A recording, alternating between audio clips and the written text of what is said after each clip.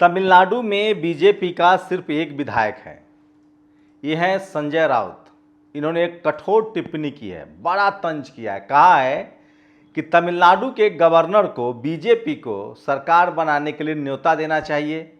उनके एक विधायक हैं और उनको 5 साल का मौका देना चाहिए ताकि वो बहुमत साबित कर सकें। सोचिए, लोकतंत्र की धज्जियां उड़ाई जा रही है, मजाक बनाया जा रहा है और ये सब तब होता है जब तक बीजेपी सत्ता में रहे। बिहार में भी हुआ था एक बार, वाजपेयी की केंद्र में सरकार थी, नीतीश कुमार की पार्टी के पास कम सीटें थी, आरजेडी लालू प्रसाद यादव के पास बहुमत की सीटें थी। उसके बाद उस समय वाजपेयी की सरकार ने नीतीश कुमार को मौका दिया था मुख्यमंत्री बनने का।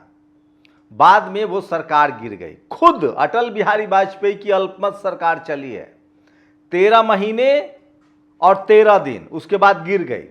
तब उनको राष्ट्रपति के सामने फ्लोर टेस्ट नहीं देना होता था। ये सच है, अटल बिहारी वाजपेयी अल्पमत में 2 बार प्रधानमंत्री बने हैं। एक बार 13 महीना खींच के ले गए, एक बार 13 दिन, और दोनों बार सरकार गिर गई।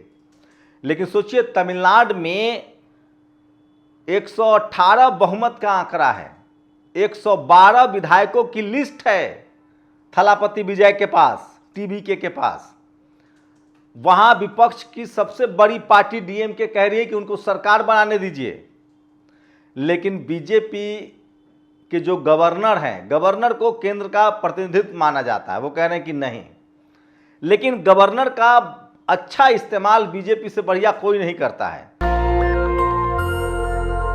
अभी जो बंगाल के गवर्नर हैं एन रवि, उन्होंने वहां सरकार डिसॉल्व कर दिया है, वहां शपथ ग्रहण की तैयारी हो रही है। लेकिन तमिलनाडु में प्रदर्शन चल रहा है।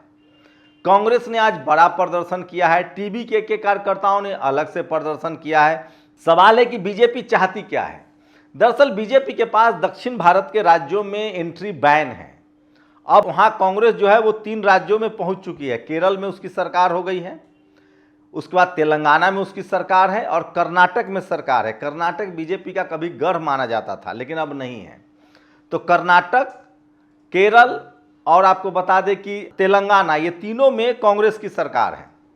वहीं इस सरकार में तमिलनाडु में भी कांग्रेस ने शुरुआत में ही, दरअसल बीजेपी को ऐसा लगता था कि टीवीके एआईएडीएमके के साथ गठबंधन में जाएगी और उसमें बीजेपी भी गठबंधन में है, तो तमिलनाडु में कम से कम बीजेपी की एंट्री हो जाएगी। ये आरएसएस का सपना है कि पेरियार की धरती तमिलनाडु में हमारी एंट्री हो जाए। 28 सीटों पर ही बीजेपी वहां चुनाव लड़ी थी, 28 या 27 एआईएडीएमके के गठबंधन में, और उसके सिर्फ एक विधायक जीते हैं। ये है सोशल जस्टिस, सामाजिक न्याय की धरती तमिलनाडु।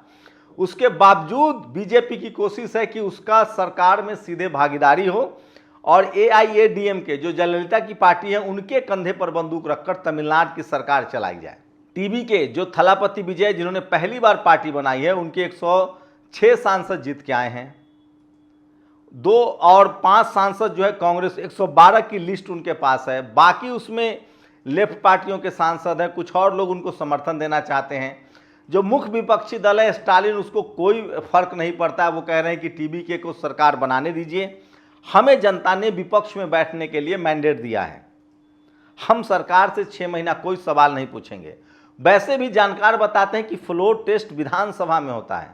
याद कीजिए, महाराष्ट्र में सुबह के 6 बजे शपथ दिला दिया गया था देवेंद्र फडणवीस, और उसके बाद एनसीपी से जो टूट के आए थे अजित पवार। बाद में वो सरकार भी गिर गई, बहुमत साबित नहीं कर पाई। येदियुरप्पा की सरकार कर्नाटक में इसी तरह से उनको शपथ दिला दिया गया था, वहां भी वो बहुमत साबित नहीं कर पाए थे। तो ये बीजेपी है, और बीजेपी के पास जहां बहुमत नहीं होता है वो बहुमत जुटा लेती है, और जिनके पास बहुमत नहीं होता है उनको न्योता भी नहीं मिलता है। मध्य प्रदेश में बहुमत कांग्रेस की आई थी, बीजेपी ने पार्टी ही तोड़ दिया। वैसे कांग्रेसी टूट भी जाते हैं, मैं ये नहीं कह रहा हूं, टूटते हैं तभी वो तोड़ते हैं। ज्योतिरादित्य सिंधिया के साथ पूरा कुनबा ही चला गया बीजेपी में। गोवा में यही हुआ था, कर्नाटक में भी यही हुआ था। तो बीजेपी अब तोड़ फोड़ के बाद, एकलौता विधायक होने के बाद भी सरकार बनाना चाहती है। ये सोशल मीडिया पर सबसे ज्यादा लिखा पढ़ा और बोला जा रहा है। संजय राउत ने कहा है कि ये एकलौते विधायक हैं बीजेपी के, उनको मुख्यमंत्री बना देना चाहिए और उनको 5 साल का वक्त देना चाहिए और बाद में वो सरकार बना लेंगे। 5 साल में वो फ्लोर टेस्ट करते करते 117 विधायकों का इंतजाम कर लेंगे। तो बीजेपी के लिए किरकिरी है। वहीं गवर्नर साहब पर बहुत सवाल उठ रहे हैं। जिसकी सरकार केंद्र में होती है, गवर्नर उसके हिसाब से काम करते रहते हैं। अभी उससे पहले तमिलनाडु में एन रवि गवर्नर थे। एन रवि जो हैं वो तमिलनाडु के गवर्नर थे और वो लगातार डीएमके और गवर्नर साहब के बीच 36 का आंकड़ा था, ये सब जानता है। उनके मंत्रियों को ये शपथ तक नहीं दिलवाते थे, सरकार का जो फैसला होता था उसको लागू नहीं करते थे। और वही एन रवि जो है बंगाल में है, ममता बनर्जी की सरकार को डिसॉल्व कर दिया गया है। वहां अमित शाह पहुंच चुके हैं, सरकार बनाने की तैयारी चल रही है। ममता बनर्जी ने कहा कि मैं इस्तीफा नहीं दूंगी, मैं सुप्रीम कोर्ट जाऊंगी, मैं नहीं होगा तो इंटरनेशनल कोर्ट जाऊंगी, क्योंकि वोटों की चोरी हुई है। तो दोनों जगह तमिलनाडु में कांग्रेस ने बकायदा पत्ता खेल दिया है। कांग्रेस चाह रही है कि बीजेपी सत्ता में ना आए।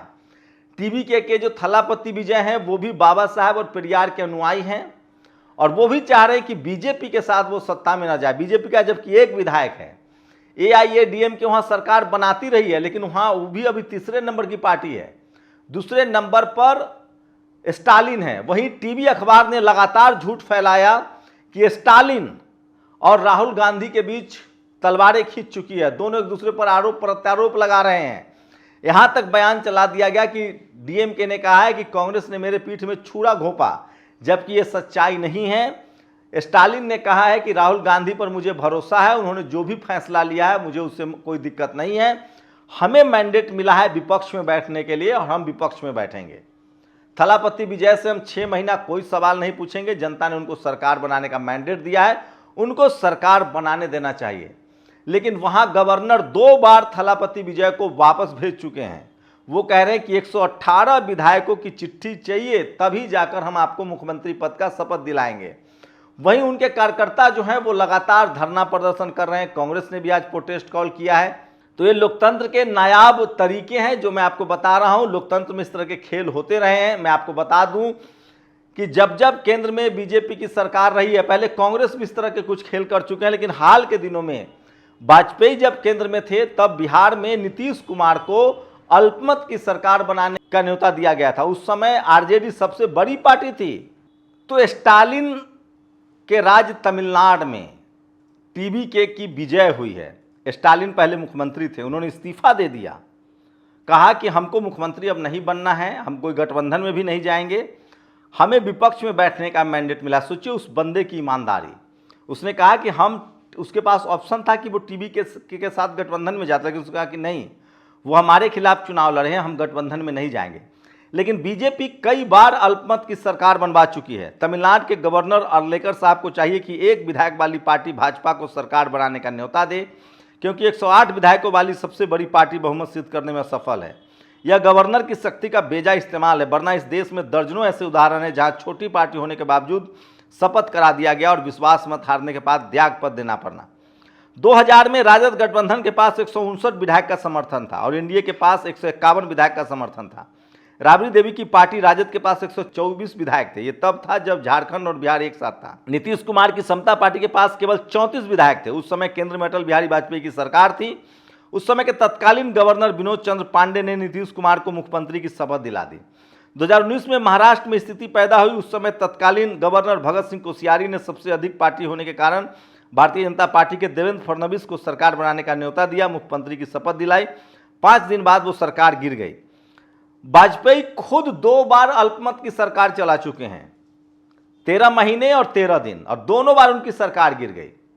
तो नियम यही है कि जो सबसे बड़ी पार्टी है, जो लार्जेस्ट पार्टी होती है, उसको आप पहले सरकार बनाने का न्योता देते हैं और वो फ्लोर टेस्ट में बहुमत पास करे ना करे, उसके बाद दूसरा विकल्प पर विचार होता है। लेकिन तमिलनाडु में लोग मजाक उड़ा रहे हैं कि बीजेपी सरकार बनाना चाहती है, उनके एक विधायक हैं, उनको न्योता दीजिए, 5 साल का उनको मौका दीजिए, उनके गवर्नर हैं, वो 5 साल में 118 विधायक बना लेंगे। वहीं अगर आप बंगाल में देखें तो ममता बनर्जी ने इस्तीफा देने से इनकार कर दिया है। गवर्नर ने एन रवि ने डिसॉल्व कर दिया है। वहां पर अब शपथ ग्रहण की तैयारी चल रही है। और सोचिए, ममता बनर्जी ने कहा है कि वो सुप्रीम कोर्ट जाएंगी इसके खिलाफ और उसके बाद वो हाई कोर्ट जाएंगी। जो वोट कटने का मामला है, उनका साफ कहना है कि वो चुनाव आयोग से हारी हैं। अखिलेश यादव का भी समर्थन मिला है। तो तमिलनाडु और बंगाल का ये पूरा खेल चल रहा है। आप लोगों को क्या लगता है कि क्या बंगाल में बीजेपी ने ईमानदारी से चुनाव जीती है, क्योंकि आपका मत बहुत जरूरी है, जनता कैसे सोचती है। और क्या तमिलनाडु में टीबीके को सरकार बनाने का मौका नहीं मिलना चाहिए? अपनी राय जरूर दीजिए। शुक्रिया। दस्तक की आपसे गुजारिश है कि अगर इसको बचाना चाहते हैं तो नेशनल दस्तक को सब्सक्राइब करने के लिए रेड कलर के सब्सक्राइब बटन को दबाएं, फिर बेल आइकन की घंटी दबाएं। नेशनल दस्तक को बचाने के लिए बहुत जरूरी है कि हर खबर को शेयर करें, लाइक करें, कमेंट जरूर करें।